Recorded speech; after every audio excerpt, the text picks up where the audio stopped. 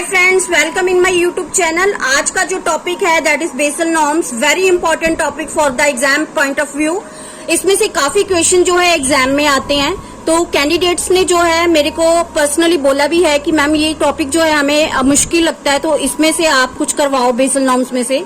तो ये टॉपिक मैंने जिस तरह से प्रिपेयर किया है, तो आप ऐसे पढ़ोगे अगर तो आपको कोई मुश्किल नहीं लगेगा। और प्रीवियस पेपर्स जो है मैंने सारे देखे हैं, उसमें जितने भी क्वेश्चन इसमें आए हुए हैं, बेसल नॉर्म में से जितने भी क्वेश्चन पूछे गए हैं, उस अकॉर्डिंग जो है मैंने इसका मटेरियल प्रिपेयर किया है। तो अगर आप इतना पढ़ लेते हो, इतना भी बहुत है एग्जाम पॉइंट ऑफ व्यू से। इस लेक्चर को ध्यान से देखने के बाद अगर आप 2 से 3 बार इसकी रिवीजन करते हो, तो एग्जाम में कोई भी क्वेश्चन जो है बेसल नॉर्म टॉपिक्स में से आपका कभी नहीं रहेगा। तो डिस्कस करते हैं बेसल नॉर्म्स। बेसल क्या है? बेसल एक सिटी का नाम है, एक शहर का नाम है जो कि स्विट्जरलैंड में है। BIS एक बैंक है, वहां पे bank for international settlement establish हुआ 17 मई 1930 को। और इस बैंक के अंडर एक कमेटी काम करती है, that is BCBS committee, basal committee on banking supervision. Starting में अगर हम बात करें BIS की मेंबर कंट्रीज की, 1930 में 1930 में इसकी जो है 24 मेंबर कंट्रीज थी और इंडिया इसका मेंबर नहीं था स्टार्टिंग में। एट प्रेजेंट इसकी 61 मेंबर कंट्रीज हैं और इंडिया जो है वो इसका मेंबर है। इंडिया ने इसकी मेंबरशिप 1996 में ली थी। जनरल मैनेजर की बात करें तो अगस्टिन कास्टन जो है इसके जनरल मैनेजर हैं। अब बेसल नॉर्म्स जो है होते क्या हैं? किसी भी कंट्री का जो सेंट्रल बैंक होता है उसका काम क्या होता है? जैसे हमारी कंट्री में RBI हमारा सेंट्रल बैंक है, रिजर्व बैंक ऑफ इंडिया। उसका काम क्या है? हमारे बैंकिंग सिस्टम को strong and secure banana, customer trust को जो है बिल्ड करना। मतलब कस्टमर जो पब्लिक है वो ट्रस्ट करे बैंकिंग सिस्टम को। ऐसा ना लगे कि पैसे जमा करा रहे हो और मन में ये रह रहा है कि हाँ कल को पता नहीं हमारा पैसा हमें मिलेगा या नहीं मिलेगा। ये चीज नहीं होनी चाहिए। तो RBI क्या करता है? नॉर्म्स बनाता है हमारे इंडियन बैंकिंग सिस्टम के लिए, उस अकॉर्डिंग जो है हमारा बैंकिंग सिस्टम चलता है। तो BIS क्या है? BIS इंटरनेशनल लेवल पे जो है बैंकिंग सिस्टम को स्ट्रॉन्ग करने के लिए नॉर्म्स बनाता है। उन नॉर्म्स के अकॉर्डिंग जो है बैंकिंग सिस्टम इन कंट्रीज में, मेंबर कंट्रीज में जो है चलाया जाता है। बेसिकली बेसल नॉर्म्स का काम भी यही है कि बैंकिंग सिस्टम को सेफ एंड सिक्योर बनाना। ठीक है। अब जो है बेसल नॉर्म्स के जो मेंबर्स होते हैं वो कौन होते हैं? जो इन मेंबर कंट्रीज का सेंट्रल बैंक होता है वो जो है इसका मेंबर होता है।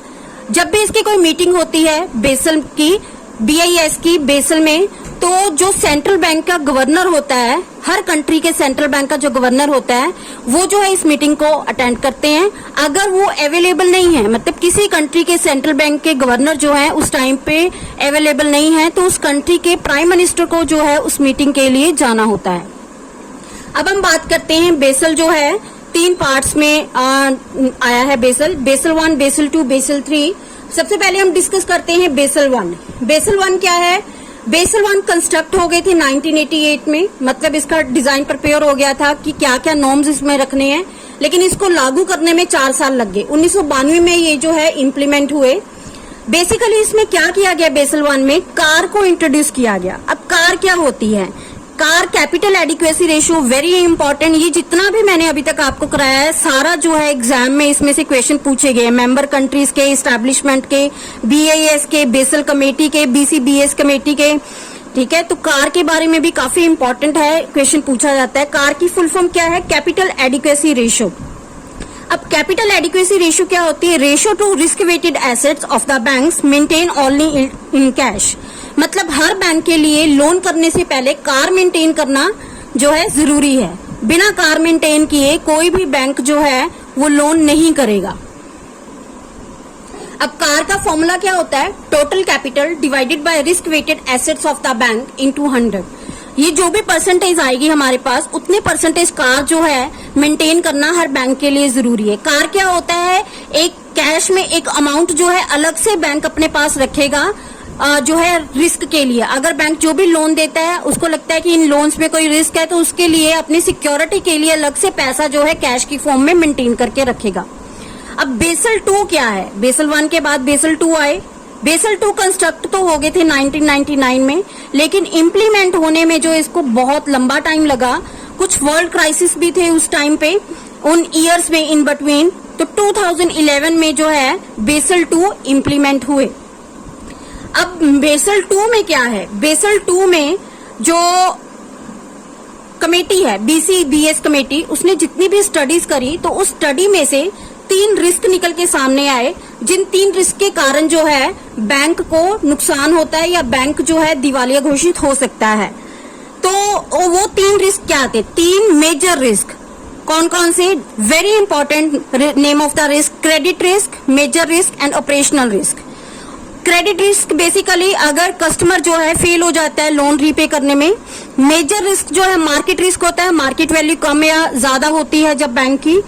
वेरी इंपॉर्टेंट ऑपरेशनल रिस्क, इसमें से क्वेश्चन ये आता है सबसे ज्यादा डेंजरस रिस्क जो है वो कौन सा है, तो वो है ऑपरेशनल रिस्क। अब ऑपरेशनल रिस्क होता क्या है, बेसिकली ऑपरेशनल रिस्क जो है ऑथेंटिकेशन ऑफ डॉक्यूमेंट्स का होता है। अगर बैंक के ऑपरेशनल डिपार्टमेंट का कोई पर्सन जो है रॉन्ग ऑथेंटिकेशन करता है डॉक्यूमेंट्स की, जिस कस्टमर ने लोन लेने हैं उसके डॉक्यूमेंट्स को रॉन्ग ऑथेंटिकेट करता है, तो दैट इज ऑपरेशनल रिस्क। इसे ह्यूमन एरर भी कहा जाता है और ये एक तरह का फ्रॉड भी होता है। कई बार क्या होता है, बैंक के इंटरनल पर्सन, ऑपरेशनल मतलब क्या, ऑपरेशनल मतलब जो ऑपरेशनल डिपार्टमेंट होता है बैंक का, वो जो है उसके अंदर डिपार्टमेंट में कोई जो है पर्सन है वो उस कस्टमर के साथ मिल जाता है और उसके फेक डॉक्यूमेंट्स को अप्रूव कर देता है लोन के लिए, तो वो भी ऑपरेशनल रिस्क ही होता है।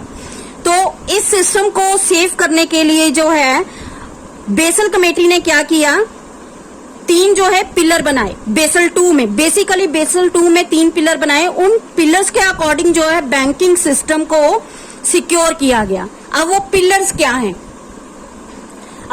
क्या हैं, very important name of the pillar. सबसे पहला है minimum capital adequacy ratio requirement. इसके अंदर क्या किया गया, कमेटी ने ही कार की रेशियो, कैपिटल एडिक्वेसी रेशियो जो है वो फिक्स कर दी 8%। हर बैंक के लिए 8% कार मेंटेन करना, loan amount, total loan amount का 8% कार मेंटेन करना मैंडेटरी है। दूसरा है सुपरवाइजरी रिव्यू। सुपरवाइजरी रिव्यू क्या है, एक एफिशिएंट सुपरवाइजरी कमेटी बनाई गई जो ये रिव्यू रखेगी, नॉर्म्स को रिव्यू करेगी कि बैंक जो है प्रॉपरली नॉर्म्स को फॉलो कर रहा है या नहीं कर रहा है। कमेटी जो है बैंक के इंटरनल कैपिटल एडिक्वेसी सिस्टम को जो है असेस करेगी और देखेगी कि प्रॉपर एप्रोप्रिएट असेसमेंट मेथड से जो है सुपरवाइज कर रहे हैं या नहीं कर रहे। बेसिकली जो कमेटी का सुपरवाइजर होता है वो टोटली रिस्पॉन्सिबल होता है कि एप्रोप्रिएट मेथड जो है असेसमेंट के फॉलो किए जा रहे हैं या नहीं किए जा रहे। कमेटी का मेन काम क्या था, बैंकिंग सिस्टम को ट्रांसपेरेंट करना और कस्टमर ट्रस्ट को बिल्ड करना, इसलिए जो है कमेटी काम करती थी। तो ऑटोमेटिकली वो कैसे होगा अगर बैंक जो है नॉर्म्स को फॉलो कर रहा है। तीसरा है मार्केट डिसिप्लिन। मार्केट डिसिप्लिन क्या है, मार्केट वैल्यू जो है according to risk coverage ratio जो है सेट करी जाती है बैंक की। बैंक में कितनी कार मेंटेन की गई है, फ्यूचर रिस्क के लिए कितना कैश रखा गया है, इस पे जो है बैंक को सेफ एंड सिक्योर माना जाएगा और उस अकॉर्डिंग जो है उसका मार्केट रेटिंग की जाएगी। मार्केट में उसकी रेटिंग जो है परसेंटेज में दिखाई जाएगी ताकि ट्रेडर्स जो है अपना पैसा लगाने के लिए जो है इस रेटिंग को पहले चेक करें और फिर बैंक में पैसा लगाएं। और बेसिकली जो है ये कैपिटल मार्केट से जो है रिलेटेड है मार्केट डिसिप्लिन। बेसल 2 में एक चीज और ऐड करी गई, that is tyre 1 capital. Tyre 1 capital is undisclosed capital of the bank. एक ऐसी कैपिटल रखी जाएगी जो किसी से भी डिस्क्लोज नहीं करी जाएगी। अब बेसल 2 भी फुली सिक्योर नहीं था बैंकिंग सिस्टम के लिए, क्योंकि बेसल 2 के चलते ही काफी केसेस ऐसे सामने आए। फॉर एग्जांपल किंगफिशर एयरलाइंस का केस, विजय माल्या एंड नीरव मोदी का केस, जिसमें बड़े बड़े जो है घोटाले सामने आए। तो फिर जो है बेसल 3 आया। बेसल 3 में कार मेंटेन करनी तो मैंडेटरी कर दी, 9% फिक्स कर दी कार, और बफर कैपिटल ऐड कर दी। अब बफर कैपिटल डिस्कस करते हैं क्या होता है। बफर कैपिटल 2.5 और 9% CAR is equal to 11.5% capital जो है अलग से बैंक को मेंटेन करनी होगी for the future risk. Buffer capital क्या होती है, बैंक के प्रॉफिट और डिविडेंड के पे जो है 2.5% कैलकुलेट करके अलग से कैश मेंटेन करना होगा बैंक को। बफर कैपिटल जो है 2 पार्ट्स में डिवाइड की गई है, एक है कंजर्वेटिव बफर कैपिटल और दूसरी है cyclic counter buffer capital. Conservative buffer capital वो फिक्स होगी मतलब जैसे 9% है तो 9% fix, that is conservative buffer capital. Cyclic counter buffer capital क्या होगी, अगर बैंक जो है बड़ी अमाउंट में लोन करता है, जैसे जैसे उसके लोन बढ़ेंगे वैसे वैसे उसको बफर कैपिटल इंक्रीज करनी पड़ेगी। साइक्लिक का मतलब क्या, लोन का साइकिल जैसे जैसे चलेगा वैसे वैसे बफर कैपिटल भी इंक्रीज करनी पड़ेगी। उसके बाद जो है ये बफर कैपिटल थी। अब the main objective of the Basel is SSS, safety, solvency and soundness of the banking system by controlling credit risk. ये था बेसल नॉर्म्स। इसमें मैंने सारे क्वेश्चंस कवर किए हैं जो एग्जाम में पूछे जाते हैं, तो इतना ही था इसमें, इतना भी कर लोगे बहुत सफिशिएंट है। तो एंड में मेरी जो है यही है कि इसको बस आप अच्छे से रिवाइज करो।